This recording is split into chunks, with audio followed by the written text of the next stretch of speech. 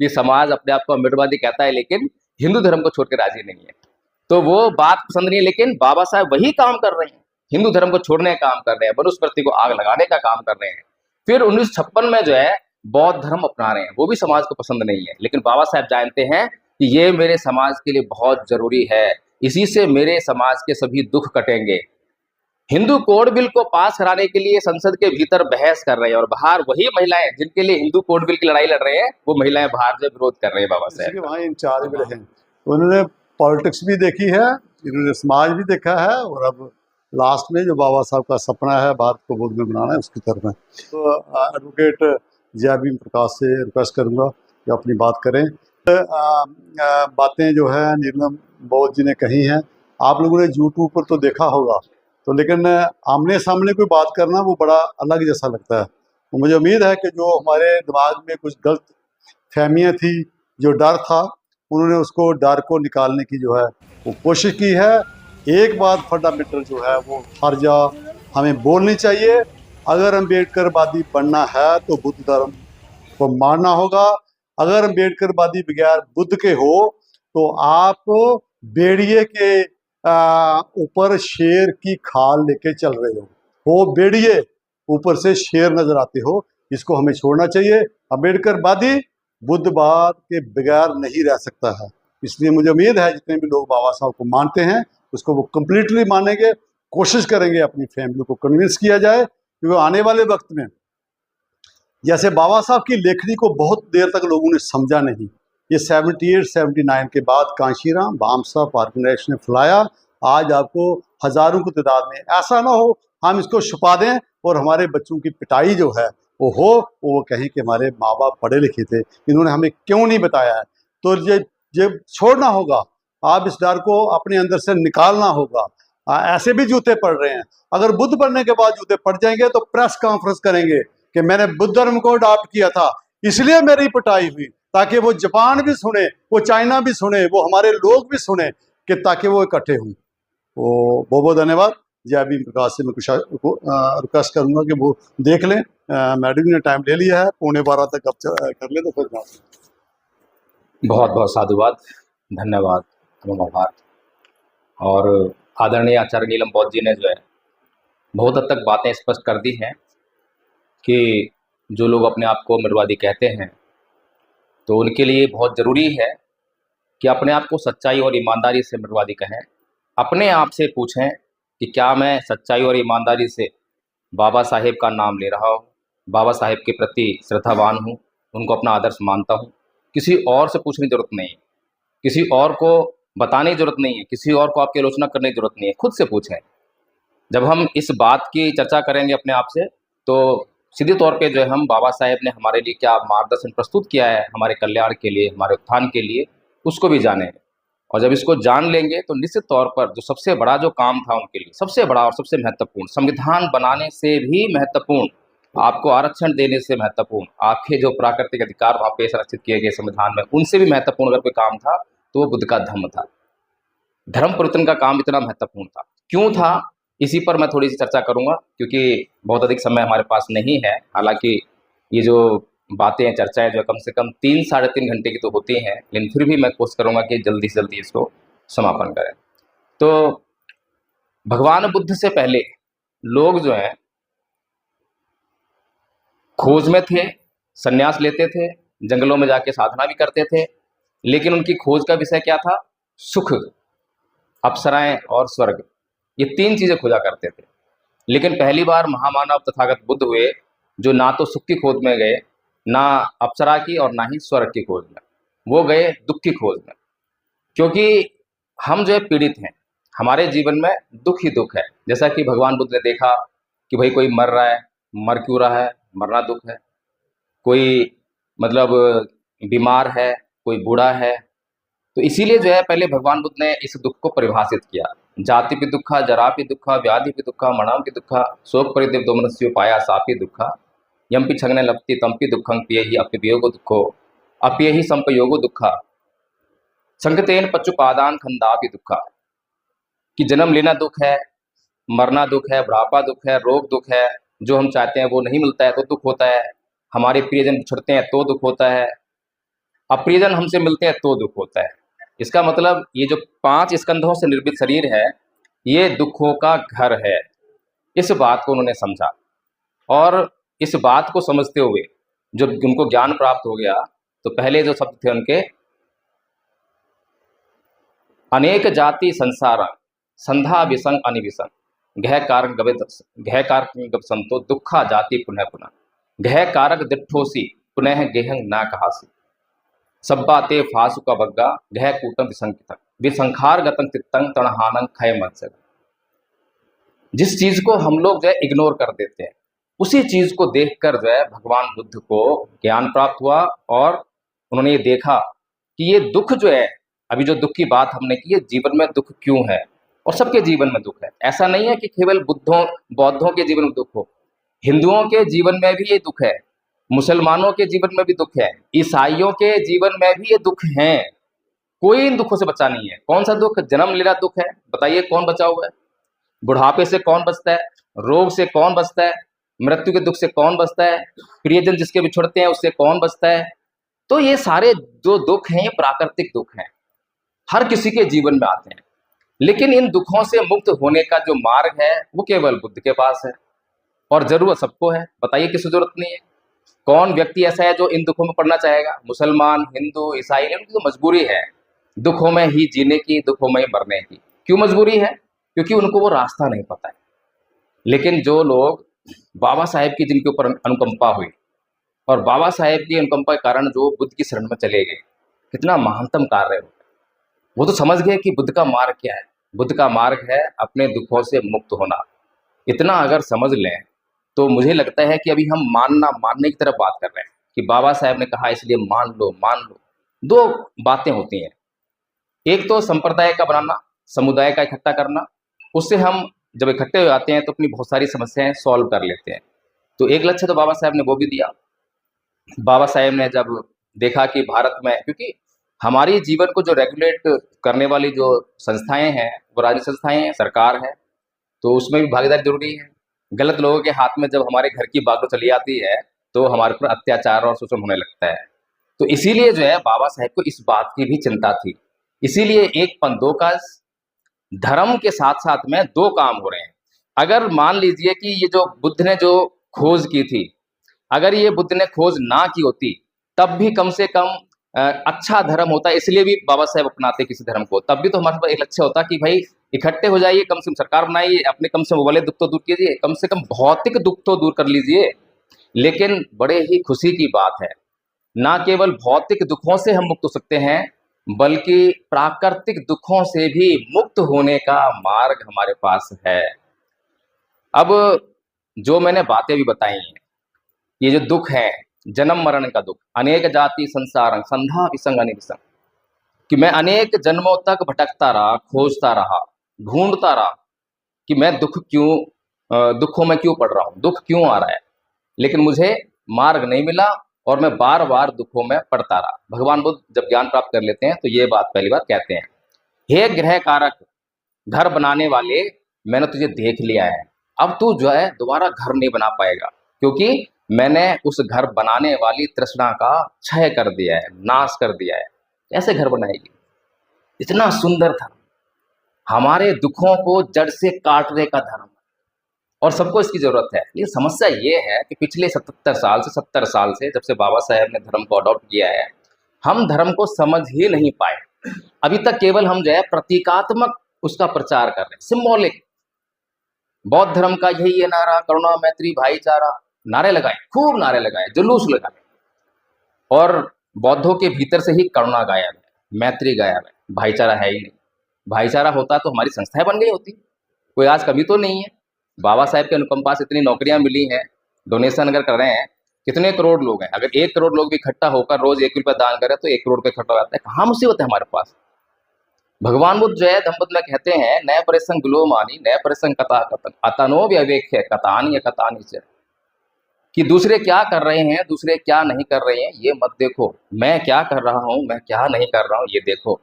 तो सीधी सी बात है, भगवान ने ये भी तो कहा ना, अत्तदीपो भव। लेकिन अत्तदीपो भव का तो हमने जो है अपने स्वार्थ के लिए यूज करना शुरू कर दिया, लेकिन इसका बड़ा गंभीर मामला है।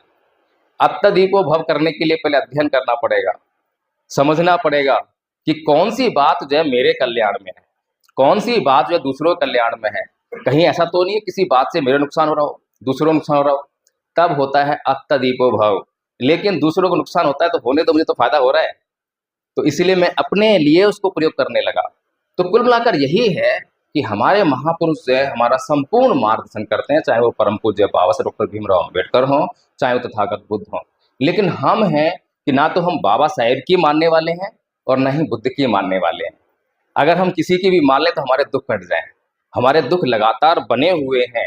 आज भी जो है चीफ जस्टिस ऑफ इंडिया के ऊपर जूता फेंका जाता है, अनिल मिश्रा बाबा साहब का अपमान कर देता है, लेकिन हम जो है एक काम अच्छी तरह कर देते हैं कि हम इन अपमान करने वालों का विरोध करने के लिए आंदोलन बहुत जल्दी करने लगते हैं। अभी सोशल मीडिया पर जो एक कैंपेन चला देंगे और दिन रात उनको कोसने का काम करेंगे, लेकिन ये भूल जाते हैं कि उनका अपमान, हमारे महापुरुषों का अपमान वे लोग नहीं कर रहे हैं, क्योंकि उनके पास तो अपमान करने की ताकत ही नहीं है। बता दीजिए मुझे, ताकत हो तो, ताकत है क्या? बाबा साहेब का अपमान करने की ताकत मनुवादियों में है क्या? अगर ये समाज बाबा साहेब की 1935 की बात को सारा समाज एक बार में मान ले, आधा समाज ही मान ले, मनुवाद खत्म। बताइए मनुवाद कैसे खत्म होगा? 85% लोग बोलते हैं हम अपने आप को, 85% मत मानिए, 50% मान लीजिए, 30% भी मान लीजिए। अगर 30% लोगों ने हिंदू धर्म छोड़ दिया तो इस देश में हिंदू धर्म की क्या हालत होगी, बताइए मुझे। और ये तो बाबा साहेब का कहना है ना, हमारे लिए आदेश है कि हमें हिंदू धर्म छोड़ना चाहिए, लेकिन हम हैं जो हिंदुओं को, मनुवादियों को ये ताकत देते हैं। ये ताकत हमने तो दी है ना, और हमारी ही ताकत से उन्होंने सरकार बनाई है, किसी और की ताकत नहीं है ये। तो हम खुद जो है गुनाह कर रहे हैं और दूसरों के सर पर जो है लगातार दोष मढ़े जा रहे हैं।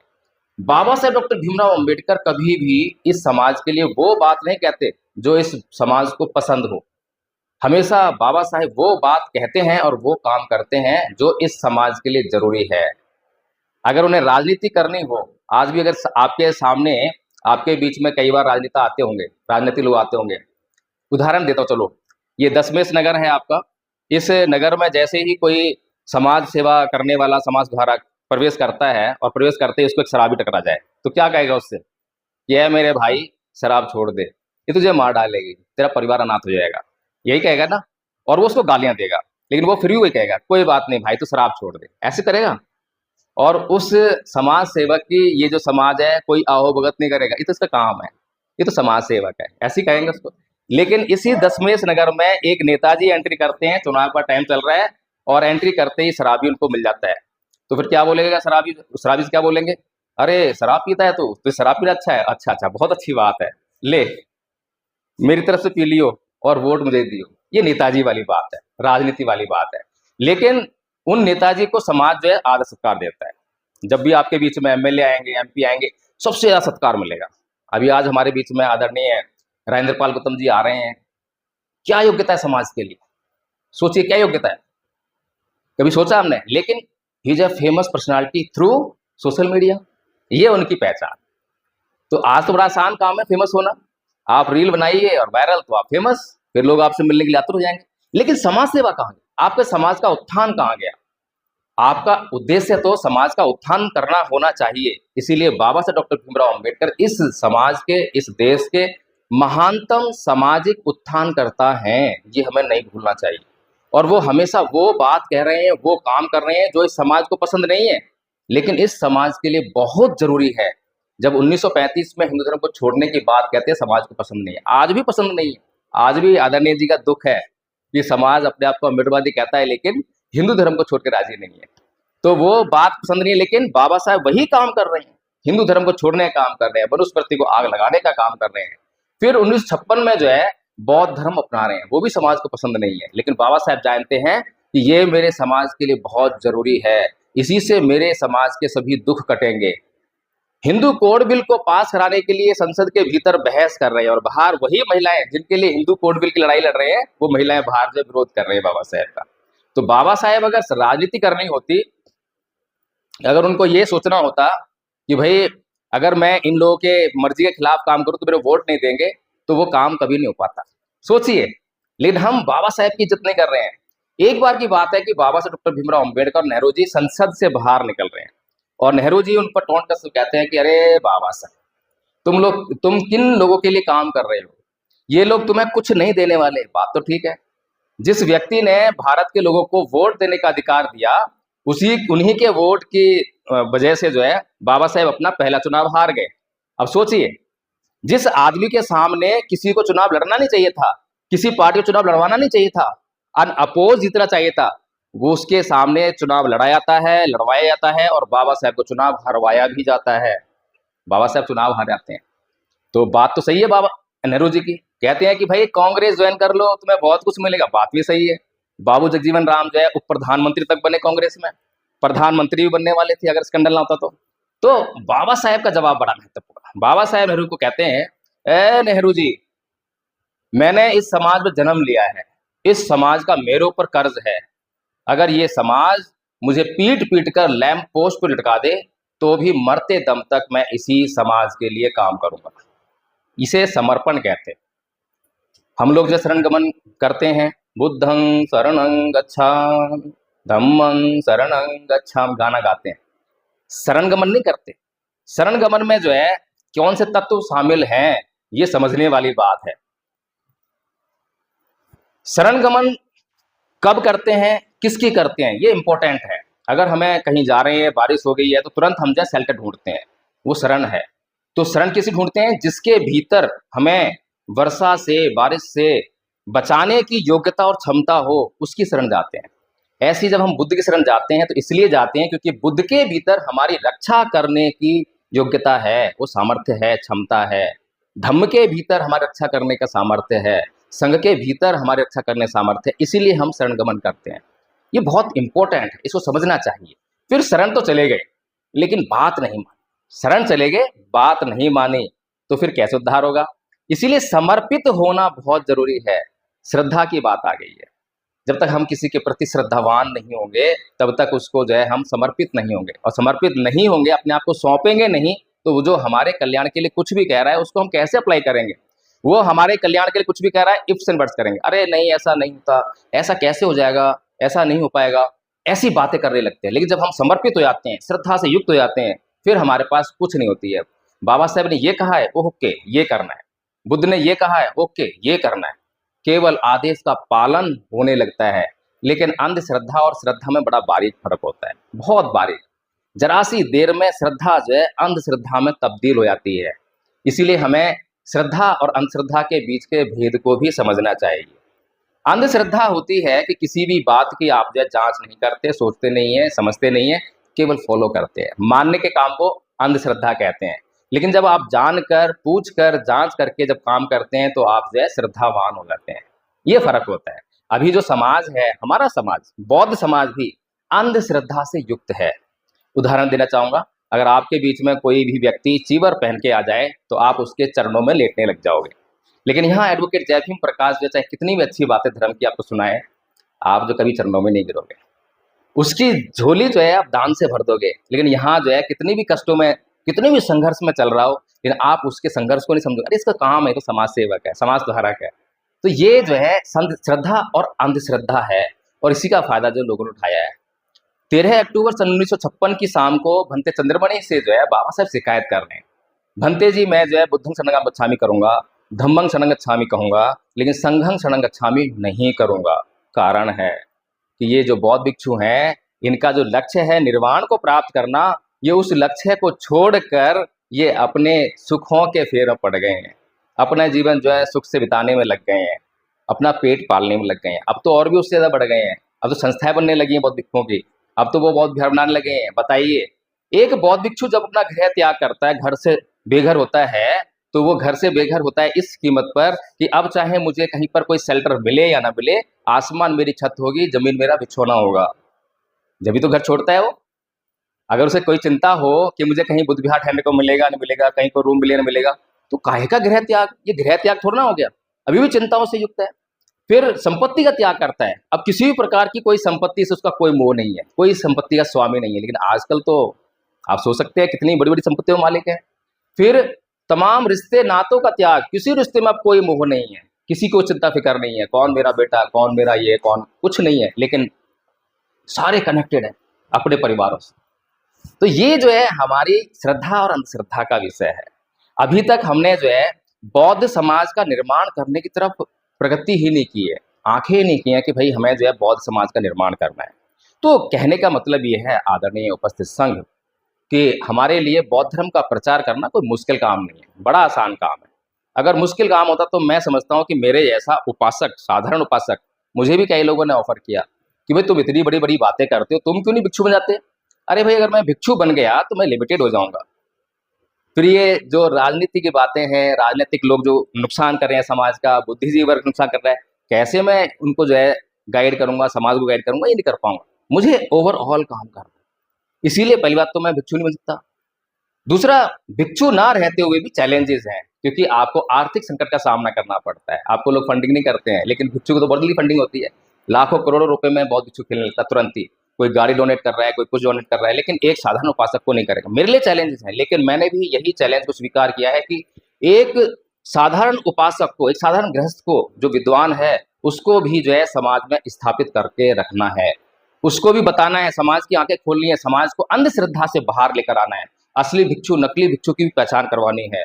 भिक्षु कैसे बनता है ये सब बताना है। तो इन्हीं सभी बातों के लिए जो है धम्मपद संघ का निर्माण किया, और धम्मपद संघ का निर्माण करने के बाद बहुत सारे हमने जो है काम किए हैं, और उनमें से छोटा सा आपको जो मैं उदाहरण दे दें, क्योंकि ज़्यादा टाइम नहीं है। धम्मपद का पद सुना रहे हैं? जी सुनाइए। मनोमय मनसा च पदतेन भासति वा करोति वा तत्तनं दुःखमनयति चक्रं पद। अर्थ: मन सभी प्रवृत्तियों का अगुआ है, मन ही उनका प्रधान है, वे मन से ही उत्पन्न होती है। यदि कोई दूषित मन से वचन बोलता है या आप कर्म करता है तो दुख उसका अनुसरण उसी प्रकार करता है जिस प्रकार के सबका कोई या गाड़ी खींचने वाले बैलों का पैरों का। जी, तो देखिए आपने सुना, पहले पाली में सुना है इन्होंने, उसके बाद में हिंदी में अर्थ बताया। कितने पद याद है आपको? 5 पद याद है। 5 पद याद है। तो और कोई दूसरा पद सुना है? अकोची मऊ, अवधि मऊ, अजीनी मऊ, अहासी में ये न सम्मति। उसने मुझे डांटा, उसने मुझे मारा, उसने मुझे जीत लिया, उसने मेरे सब कुछ लूट लिया। जो ऐसे मन में बना रखते हैं उनका मैं कभी साथ नहीं होता।